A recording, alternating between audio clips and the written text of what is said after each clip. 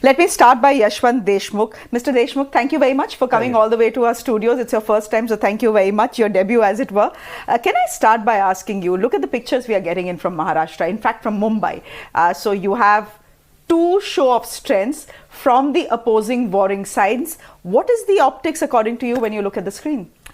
Well, the optics are pretty much, in the line that Maharashtra underwent a kind of a bipolarity to three-cornered to four-cornered. And the funny thing and irony part of it is that the corners are within the corners. So that's from the political strategies or political analyst perspective, sometimes it's very fascinating. But from the voters' perspective, that's very frustrating. And this is what in our trackers we have been continuously maintaining that, whatever the government formation is being tried, earlier Uddhav Thackeray government and then the BJP government, both the governments were not really very much going down, gelling along with the public perception at large, because the matter of fact is that every voter in Maharashtra right now is feeling cheated because every party in Maharashtra has disrespected the mandate that was given last time. But last time the mandate was given to the BJP originally. That's what I'm saying. So Uddhav Thackeray going to Congress, that itself was a disrespect of the mandate, and BJP aligning with Pawar Jr. was equally in that way kind of disrespectful. So all the voters look at that, okay, we voted for this and that party, and that party is not standing where I thought that party would be standing.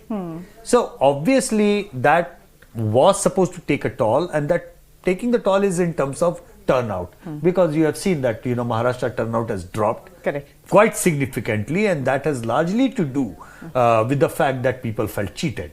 Now, when a turnout drops that much, then everybody is scrapping the barrel actually in terms of turnout. People are going back to the really core of the core votes to plead them that you please come out and vote. So this election, from a psychological perspective, is actually going to provide us quite a significant baseline of all the parties where do they actually stand when it comes to their own cadre-based votes. And you have been saying for the last 1.5 years that Maharashtra is not going to be as easy for the BJP as is generally being perceived. Is it because of the khichdi that has pakored with the splits in the Shiva Sena and the NCP? Is there any sympathy factor for Uddhav Thackeray? Will that help him?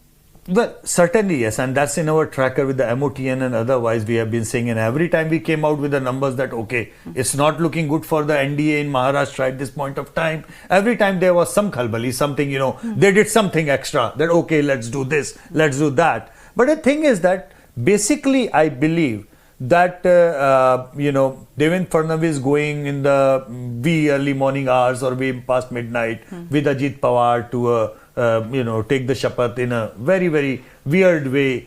It started going wrong from there. Looked like a political masterstroke at that point of time, but somewhere, it left a bitter taste among the core BJP voters as well.